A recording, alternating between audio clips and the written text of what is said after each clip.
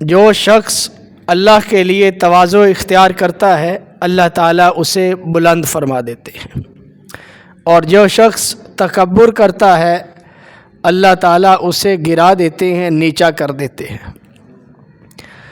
تواضع کہتے ہیں جو انسان کا مقام اور مرتبہ ہو، جو اس کے اندر خوبیاں ہوں، ان خوبیوں سے بھی اپنے آپ کو کمتر سمجھے، اور تکبر کہتے ہیں کہ جو محاسن، جو خوبیاں، جو کمالات اس میں نہیں ہیں، ان کمالات کو، ان خوبیوں کو، ان محاسن کو اپنے اندر سمجھے، اس کو تکبر کہا جاتا ہے، اپنے آپ کو بڑا سمجھنا۔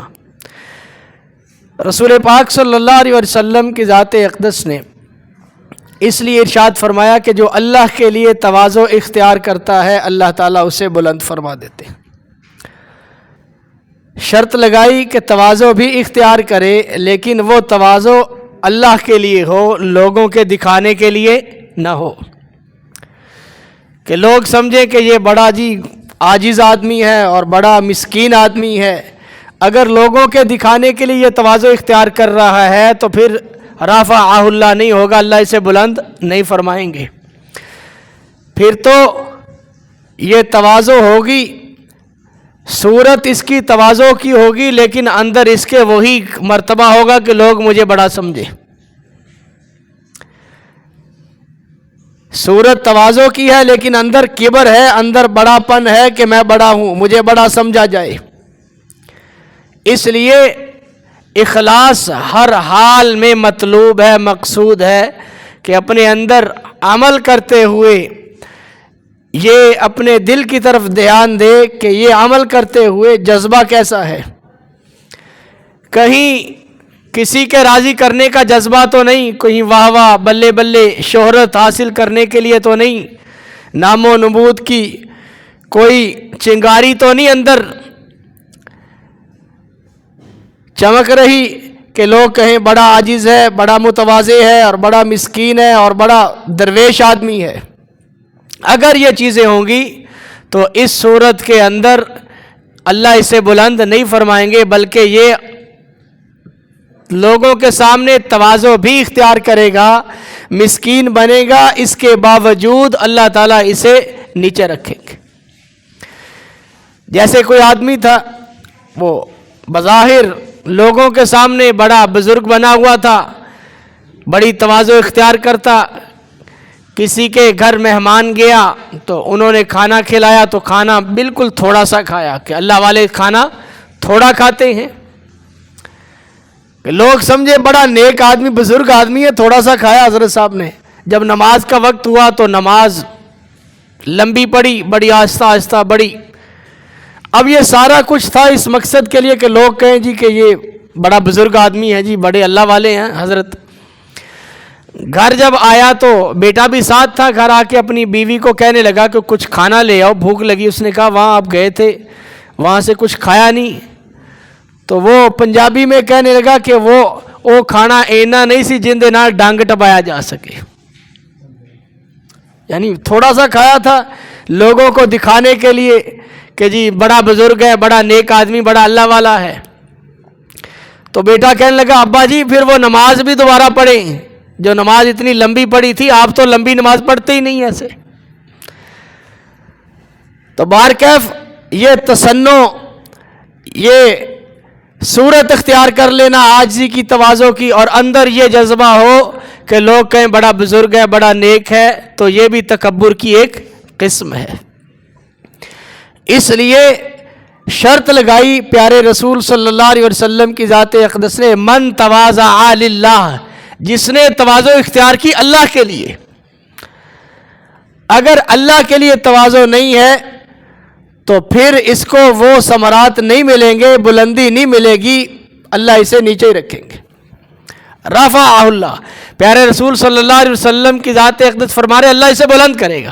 جو اللہ کے لیے تواضع اختیار کرے گا، عاجزی اختیار کرے گا، اللہ اسے بلند کریں گے۔ بلندی اس کا مقدر ہے، لازمی اللہ اسے بلندیوں پہ لے جائیں گے۔ ومن تکبر وضعہ اللہ، اور جو تکبر کرے گا اللہ اسے نیچا کر دیں گے، گرا دیں گے۔ یہ تواضع جس ہستی نے اختیار کی اللہ نے اسے بلند کیا۔ اس کی بہت ساری مثالیں ہیں جو پچھلے جمعۃ المبارک میں بھی سیدنا عمر ابن خطاب رضی اللہ عنہ کا ایک واقعہ عرض کیا تھا۔ تو رسول پاک صلی اللہ علیہ وسلم کی ذات اقدس سب سے زیادہ متواضع تھے۔ آپ علیہ السلام ارشاد فرما رہے انا سید ولد آدم، میں اولاد آدم کا سردار ہوں، ولا فخر، میں اس پہ فخر نہیں کرتا۔ اور آقا کریم علیہ الصلوۃ والسلام کی تو تواضع اس قدر تھی کہ رسول پاک صلی اللہ علیہ وسلم کی ذات اقدس اپنے جانور، اپنی سواری کے چہرے کو اپنی اس آستین سے بھی صاف فرما لیتے تھے۔ یہ آستین، اس سے اپنی سواری کے چہرے کو صاف کر لیتے تھے۔ آج تو 4 پیسے آ جائیں تو گاڑی پہ کپڑا بھی نہیں مارتے، صاف بھی نہیں کرتے، کہتے ڈرائیور کرے گا، کسی ملازم کو کہہ دو گاڑی کو صاف کر دے۔ اور کہاں سرکار کل عالم صلی اللہ علیہ وسلم، آپ اپنی سواری کے چہرے کو گرد پڑ گئی، آپ اپنی آستین سے صاف فرما رہے۔ اس قدر تواضع، یہ نہیں کہ لوگوں کو تواضع کا درس دیا اور خود تواضع اختیار نہیں کی۔ اگر کسی نے تواضع سیکھنی ہے تو سرکار دو عالم صلی اللہ علیہ وسلم کے در دولت پہ آ جائے، تواضع سیکھ جائے گا۔ آپ علیہ السلام کی مبارک مجلس ہے، ایک آدمی آیا، جب آیا تو آپ کا رعب اور دبدبا اتنا تھا کہ وہ آپ کے سامنے آ کر کانپنے لگا۔ تو رحمت کائنات صلی اللہ علیہ وسلم کی ذات اقدس نے عجیب جملے ارشاد فرمائے۔ فرمایا ڈرو نہیں، میں کوئی بادشاہ نہیں ہوں، میں کوئی بادشاہ نہیں ہوں۔ پھر تواضع کے لیے جملے ارشاد فرمایا، میں اس عورت کا بیٹا ہوں جو دھوپ میں خشک کیا ہوا گوشت بھی کھا لیا کرتی تھی۔ یوں تواضع، اور صحابہ رضوان اللہ علیہ مجمعین کو بھی یہی درس دیا۔ کہاں نبیوں کے سردار اور کہاں آپ کے شاگرد اور آپ کے مرید اور آپ کے امتی، مسجد بن رہی ہے، سارے صحابہ پتھر لا رہے ہیں، اور رحمت کائنات صلی اللہ علیہ وسلم یہ نہیں کہ خود بیٹھے ہوئے، خود بھی پتھر اٹھا کے لا رہے۔ عملاً تواضع سکھائی ہے۔ آپ کی مبارک زندگی کو دیکھا جائے تو کوئی لیڈر بھی ایسے نہیں ہو سکتا کہ وہ بیٹھا رہے اور باقی کام کرتے رہے۔ سب میں برابر کام کر رہے، اور ایک سفر کے اندر ایک سواری پہ 3 لوگ، 2 سواری پہ سوار ہوتے، ایک پیدل چلتا۔ تو صحابہ رضوان اللہ علیہ مجمعین جو آپ کے ہم رکاب تھے وہ چلتے رہے۔ جب رسول پاک صلی اللہ علیہ وسلم کی باری آئی تو وہ جانثار فرمان لگے، یا رسول اللہ صلی اللہ علیہ وسلم آپ سوار رہے، ہم پیدل چل لیتے ہیں۔ تو رحمت کائنات صلی اللہ علیہ وسلم کی ذات اقدس نے عجیب تاریخی جملے ارشاد فرمائے۔ فرمایا جس کا مفہوم ہے تم مجھ سے زیادہ طاقتور ہو۔ نبی کی طاقت، شان و شوکت، ایک جگہ آتا ہے کہ ایک نبی میں 40 جنتی مردوں کی طاقت ہوتی ہے۔ 40 جنتی مردوں کی طاقت ایک نبی میں، اور ایک جنتی مرد میں 100 دنیاوی مردوں کی طاقت ہوتی ہے۔ تو 4000 انسانوں کی طاقت ایک نبی میں ہوتی ہے۔ اور پھر امام الانبیاء صلی اللہ علیہ وسلم، صحابہ سے فرمایا تم مجھ سے زیادہ طاقتور ہو، اور ساتھ فرمایا کہ میں اجر میں مستغنی نہیں ہوں، میں خود بھی اجر کمانا چاہتا ہوں۔ یہ مبارک زندگی ہے جو تواضع سے بھری ہوئی ہے۔ کوئی ایسی شے نہیں کہ جو سرکار دو عالم صلی اللہ علیہ وسلم کی ذات اقدس نے کام کیا ہو، کوئی دیکھ کے یہ کہے کہ یہ تو بادشاہوں کا کام ہے یا کسی بڑے آدمی کا کام۔ جسے اللہ نے بڑا بنایا وہ سب سے زیادہ تواضع اختیار کر رہے ہیں۔